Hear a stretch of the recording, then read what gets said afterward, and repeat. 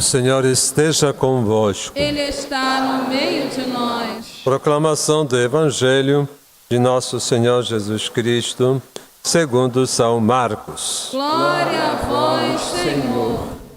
Naquele tempo, Jesus partiu com seus discípulos para os povoados de Cesareia de Filipe. No caminho, perguntou aos discípulos: quem dizem os homens que eu sou? Eles responderam: alguns dizem que tu és João Batista, outros que és Elias, outros ainda que és um dos profetas. Então ele perguntou: e vós? Quem dizeis que eu sou?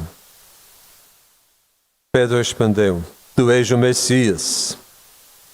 Jesus proibiu-lhe severamente de falar a alguém a seu respeito. Em seguida começou a ensiná-los, dizendo que o Filho do Homem devia sofrer muito, ser rejeitado pelos anciãos, pelos sumos sacerdotes e doutores da lei. Devia ser morto e ressuscitar depois de 3 dias. Ele dizia isto abertamente. Então Pedro tomou Jesus à parte e começou a repreendê-lo. Jesus voltou-se, olhou para os discípulos e repreendeu a Pedro, dizendo: vai para longe de mim, Satanás. Tu não pensas como Deus, e sim como os homens. Então chamou a multidão com seus discípulos e disse: se alguém me quer seguir, renuncie a si mesmo, tome a sua cruz e me siga. Pois quem quiser salvar a sua vida, vai perdê-la.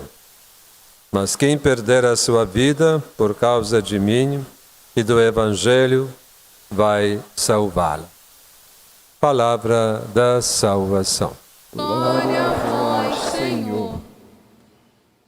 Meus irmãos e minhas irmãs, como acabamos de ouvir, a primeira leitura temos profecia de Isaías, que se refere a nosso Senhor Jesus Cristo, que deu a sua vida por nós, como nós ouvimos, ofereceu as costas para lhe baterem, as faces para lhe arrancarem a barba, não desviou o rosto. Quer dizer, ele se entregou voluntariamente para assumir, aceitar as consequências, últimas consequências do amor por nós, entregando a sua vida por nós.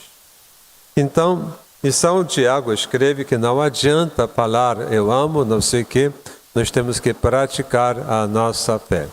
E no Evangelho, Jesus no final nos diz que se alguém quiser o seguir, tem que tomar cruz de cada dia, carregá-la, não só falando, mas vivendo, praticando. Este que é o exemplo que atrai, que convence, e assim que Jesus também foi, que levou a cruz até o fim. Se em casa você der muitos ensinamentos, com palavras, e não der testemunho com a sua vida, não vai adiantar muita coisa, não. Mas quando tem exemplo da vida, lá que as pessoas que se convencem e ficam e vão seguindo. Hoje eu queria falar para vocês deste cardeal que agora há pouco foi beatificado. Aliás, beatificação já devia ser no ano passado, mas por causa da pandemia, tinha que esperar mais de 1 ano para ser beatificado, para ser santo, né? Cardeal Stefan Wyszyński, este que é o nome oficial, né, dele na Polônia. Nascido no ano 1901, dia 3 de agosto, foi, quando estava no seminário, já estava tão adoentado que a ordenação dele foi adiada quando se sentir melhor. Quando ele foi celebrar a primeira missa, o sacristão disse: olha, com essa saúde é melhor para cemitério do que para altar. Pois é.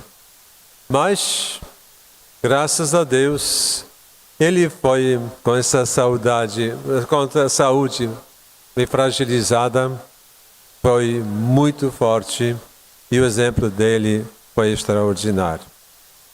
Eu não tenho como falar de toda a vida, mas vou destacar alguns fatos, algumas coisas que para nós pode servir como exemplo. Ele foi nomeado como bispo de Varsóvia no ano 1946, podemos dizer logo imediatamente depois da guerra, e quando o comunismo chegava a tomar parte lá na Polônia. Muitos dizem que não é comunismo, é socialismo, mas é a mesma coisa. E todo o tempo na escola nós fomos obrigados a aprender que isso é ditadura do proletariado, do povo. E nessa situação, com cada ano, foi mais difícil viver a fé. E principalmente quem dava testemunho da sua fé. Foram vários padres, bispos acusados de traição e foram feitos aqueles julgamentos exemplares, não sei o quê, e baseado na mentira. Querendo comprometer a igreja como se fosse a igreja que luta contra a ditadura do povo. Então, que são criminosos de tudo isso. Assim foi com o caso do bispo Częstochowa e os outros. E quanto a cardeal, que ele foi nomeado cardeal depois, Stefan Wyszyński, ele, enquanto podia, ele dialogava para evitar as brigas, evitar as guerras. E o que podia ceder, ele cedia. Mas chegava um momento que disse, não podemos, não possamos, em latim. E quando ele disse que não pode, que não vai ceder, prenderam ele. Ficou 3 anos na cadeia, por causa da sua posição firme diante das questões da fé, em defesa da igreja. Porque queria impor a doutrina socialista. É claro, foi expulsa a formação religiosa das escolas, e quando eu estava frequentando a escola, as escolas eram obrigadas a ensinar que Deus não existe e toda essa doutrinação ateia. E assim, mas pelo menos lá não conseguiram impor tudo, e uma vez por semana nós íamos da escola para a igreja, e na igreja o padre nos ensinava e explicava as questões, dúvidas que nos colocaram. Aliás, mesmas que hoje se colocou naquele livro de Código da Vinci, que de fato todo é ultrapassado. Bem, e já que cardeal se colocou tão firme, então ficando na cadeia, ele foi proibido de qualquer contato com o povo. Mas ele aproveitou estes anos, ficando na cadeia, para preparar uma renovação espiritual do país. Em vez de brigar, assim politicamente, em vez de brigar com as autoridades, ele fez uma renovação espiritual. Se aproximava milenário da igreja na Polônia. No ano 1966, ia comemorar 1000 anos do batismo. Ele preparou uma novena com a visita de Nossa Senhora de Częstochowa em todas as paróquias. Então, foi uma renovação espiritual, uma entrega. Aliás, ele tinha colocado tudo. Coloquei nas mãos de Maria, de Nossa Senhora. Ela vai nos conduzir. E foi isso mesmo. 1956, já depois da morte de Stalin, que foi o pior tempo lá, pior dominação e doutrinação e perseguição. Depois veio uma pequena liberação e ele foi livre. E lá que começou esta novena de visita de Nossa Senhora. Os retiros paroquiais, quanta gente lá se convertendo, quanta gente realizando os casamentos religiosos, batizados e tantas mudanças. Os comunistas faziam tudo para atrapalhar. Onde passava a Nossa Senhora, cortavam os ônibus, transporte para não chegar lá, organizavam manifestações, ou lá os jogos, umas festas lá para tirar o povo da igreja. Não adiantava. E o que aconteceu? Ficaram com tanto desespero que prenderam o quadro de Nossa Senhora. Nossa Senhora ficou presa. Já que não podia ficar com Nossa Senhora lá na cadeia, deixaram ela no convento lá de Częstochowa. Mas para a polícia não ficar dentro, porque não convinha que a polícia comunista ficasse dentro da igreja, ficavam todo o tempo na porta para ver se alguém, por acaso, não carrega o quadro de Nossa Senhora. Mas mesmo assim, um padre roubou esse quadro, ele de novo apareceu nas visitas nas paróquias. Aliás, quando a visita foi na minha paróquia, não tinha quadro, foi na época quando eu estava preso. O que se fazia? Colocava uma moldura do quadro sem a imagem e acendia a vela nesta moldura. A Nossa Senhora estava presente espiritualmente. A reação foi ainda muito mais forte. E depois, quando este padre já comunicou todo o plano e conseguiu enganar os policiais, e o quadro apareceu de novo no caminho. O cardeal estava lá acompanhando e lá entregando tudo nas mãos de Nossa Senhora. É impressionante que a renovação veio pela espiritualidade.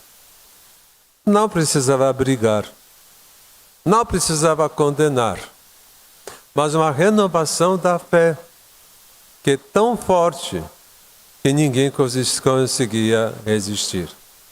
E ele sempre lá orientando, conduzindo, dando certeza, dando afirmação, entregando tudo nas mãos de Nossa Senhora. E também neste clima que foi eleito como arcebispo de Cracóvia, o João Carlos Wojtyła, que também outro que tudo colocou nas mãos de Nossa Senhora. E chegou a eleição de João Paulo II. Foi aquela explosão de grande alegria. O cardeal Wyszynski já estava no final da vida, ele deu todo apoio. Tem uma imagem lindíssima, quando o Papa Novo vai lá recebendo os cardeais, e o cardeal se ajoelha diante dele, o Papa levanta e os dois se abraçam como aquela expressão de fé e respeito um pelo outro nesta luta espiritual. E ele, de fato, morre em 1981, no final de maio, poucos dias depois de atentado contra João Paulo II.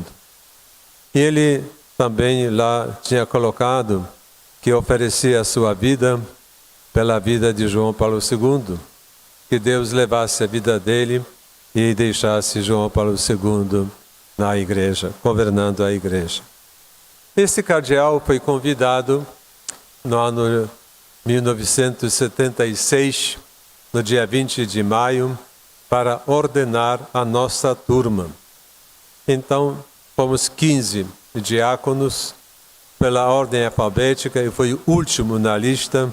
Então, posso dizer que sou o último padre palutino ordenado sacerdote pelo cardeal, hoje beato, Estevão Wyszynski. E Eu tenho umas minhas experiências pessoais daquela ordenação, daquele olhar, de certo modo transmitindo lá com seu olhar, com seu testemunho, aquela riqueza espiritual que ele tinha. E hoje eu fico muito feliz que esse padre, que este cardeal que me ordenou diácono, ordenou padre, hoje foi beatificado com o beato Estevão Wyszynski. E para nós, nessa situação que nós vivemos no Brasil, que muitos querem levar para a briga, a confrontação, eu acho que tem que fazer a mesma coisa. Não brigar, mas lutar pelos valores espirituais. Eles vencem. As mentiras caem. A verdade vence. Se tem patriotismo, ele vai vencer. Se é verdadeiro, vai vencer. Se é falso, não vai conseguir. Mesmo que consiga algumas vantagens. Mesmo que lá tinha aquela luta tão grande e tantas dificuldades que a igreja passou, eu posso dizer para vocês da minha experiência, que quando a igreja foi perseguida, era bem mais forte. Porque as pessoas tinham que assumir a posição, não se deixar levar pela propaganda errada. Isso dava força, muitos foram perseguidos. Um dos meus colegas, com quem a gente participava nas peregrinações de Varsóvia a Częstochowa, Padre Jorge Popiełuszko, foi morto pelos comunistas. Depois foi levado ao processo de beatificação e foi beato. Tem também um colega que ficou bem-aventurado, beatificado. Por causa de quê? Exatamente na linha do cardeal Wyszynski. Vence o mal fazendo bem. Mas lá o regime não suportava, porque multidões que vinham para ouvir, não para brigar, mas dava força espiritual. Vence o mal fazendo bem. O que nós precisamos fazer também, vence o mal fazendo bem. E aqui, então, poderia falar muito, mas pelo menos poucas coisas. Eu incentivo a vocês, abrem as páginas na internet, né, e procurem este cardeal Stefan Wyszynski, e você vai ter muitas informações. Também dá para acessar até a celebração. Eu até pelo iPhone podia acompanhar a missa que estava terminando pouco das 9 horas. E com certeza tem muitas coisas que podem servir para nós, para que sejamos fortes pela nossa fé e não pelas brigas políticas, não pela acusações de brigas com os outros, mas como no Evangelho de hoje, que quem quiser me seguir, tome sua cruz e me siga no meio das dificuldades. E como concluiu João Paulo II, que na pessoa de nosso Senhor Jesus Cristo, nós temos o ideal mais sublime de ser humano, porque os ideais de Deus para nós. Deus que se fez homem. Por isso, se alguém quiser lutar contra nosso Senhor Jesus Cristo, contra todo o seu ensinamento, se alguém quiser deturpar a sua vida, ele caminha para o seu suicídio, primeiro espiritual, e moral, e também até o físico.